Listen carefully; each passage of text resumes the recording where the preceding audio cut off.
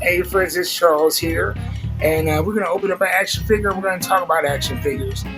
Before I do the unboxing, I'm going to talk about a phrase in the collector community known as a peg warmer. What a peg warmer is an action figure for whatever reason. You go to the store and you see rows and rows and rows unpurchased. They eventually find their way to the deep discount aisle. And it could be for a number of reasons. It could be because of they were overproduced.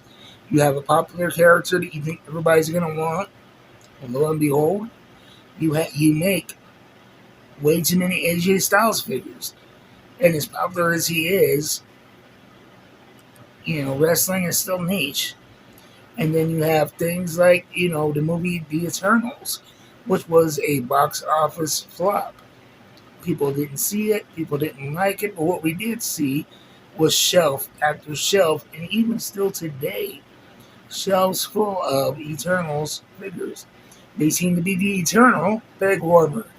And then you have other figures like the Chris Jericho Supreme action figure from AEW's Jazzwares line, where it was supposed to be one of the top of the line action figures with all kinds of accessories. The accessories that came with were two ring jackets and basic black pants, and a whole lot of extra packaging with not a whole lot of extra in it. So those were initially at a $30 price point, and you can often find them for $5, which is surprising because every other AEW Chris Jericho action figure has been better. I own two different ones, both better than the Supreme outing. And this action figure in my hands right now, I believe, is a victim of marketing. And that is the Scarlett Bordeaux Elite action figure from Series 92. Um, you will see this everywhere online. I got this for $6 on Amazon. And I even still was hesitant to get it because every picture that you take of the action figure it's the same. It is a stark white background with the most unappealing picture of the action figure you can imagine. In pictures, it looks nothing like the character it's pasty, it is bland. It just looks like literally they just made it black and white, just basic black attire and pasty white skin, and not a lot going on with it. But I saw it on Instagram in the hands of another collector, and his picture looked a lot different. So let's see if this was a true peg warmer that nobody wants, or was it a victim of marketing? So let's get into it. So we talk about the packaging. It has a brief bio. She's from Chicago, Illinois, 5'5". TikTok. Scarlett warns everyone who steps in the ring with Gladiator carrying a cross, the end is near, fall and pray. And a few other action figures from this line.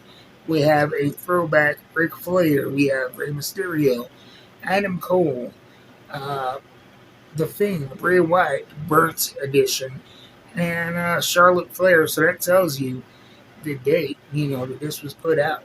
This was actually before. This is put out before they got released the first time, and it's surprising that a character that is currently this substantial and popular is still available at these cheap prices.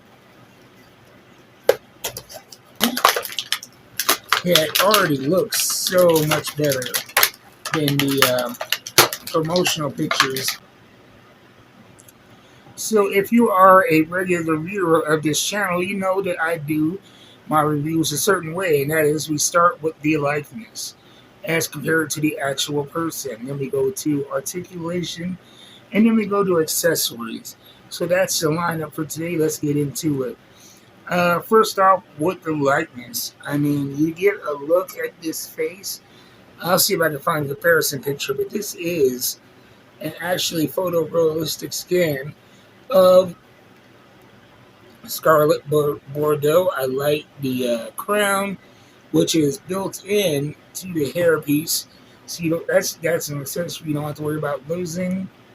Um, like I said in the intro, the skin tone looked very pasty in the promotional photos, but you can see right here that she does have a tan and some color toward the attire. The flat black attire that was shown in the promotional figures, it is just that. There really isn't too much more to it. You have some flourishes with spikes as you go on to the shoulders here, but really it's all just a flat black. That even the parts that protrude out from the attire, they tend to even be washed out just looking at it. And so I think they could have did something, maybe a different texture or something. But I will say that I was wrong initially about the face, but the attire is basic. Outside of the fishnet style stockings right here, it's all flat, black, and boring. And these hands, sorry, we're not to accessories yet, but I do have some things to say about these accessories. So let's continue. We talked about the appearance, the articulation. Oh, wait a minute. Going to her appearance again. This is something you don't see. She is 5'5", and she wears heeled, thick boots, and these are thick. I like the fact that there's extra, that they're extra wide on the bottom, so you will be able to get her to stand up on her own, despite having essentially stilts on the bottom. So they did a good job with that. Now let's talk about the articulations going from head to toe. That's how we do. The head is on a ball joint, left and right, a little bit back and forth, round and round we go. Then you go to the shoulders. We have a ball joint here, all different directions. A cut between the shoulder and the bicep. Double jointed elbows, of course, and your standard hands. The torso is on a swivel as opposed to a rocker, which with Mattel you usually don't see that unless you're going up to the what do they call those figures? The Supreme? Are they called Supremes at Mattel? The Ultimates. And so I prefer a swivel over a rocker any day. I did that. And you have some waist movement here, which is good. You got ball joints coming from the hip with a thigh cut to get left and right movement. It's very stiff, so we'll have to get that under some heat. We got double jointed knees, which are extremely stiff.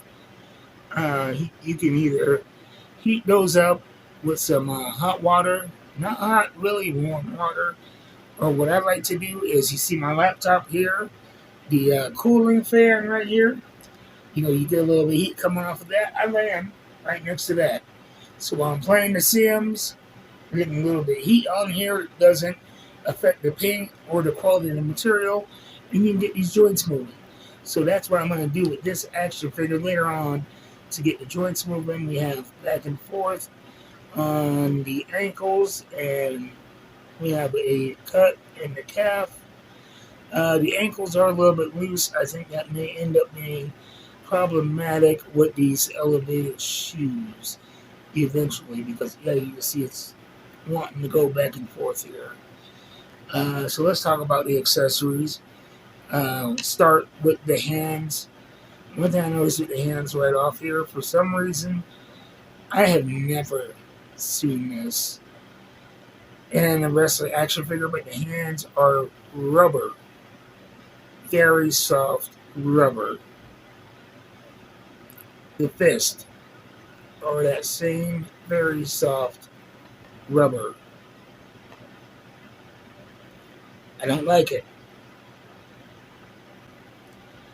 We have, a solid plastic piece that connects up to the arm.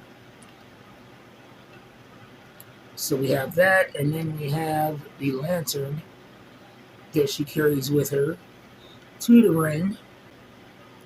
But when you look at this action figure right here, it passes the eye test. Um, like I said, the downsides are this boring flat back black that really covers anything that's not skin tone, and the rubber hands that I am not a fan of. But then again, my biggest issue would be in posing, and she is more of a manager than a wrestler. So we're not going to be doing a lot of different posing things with her in the ring.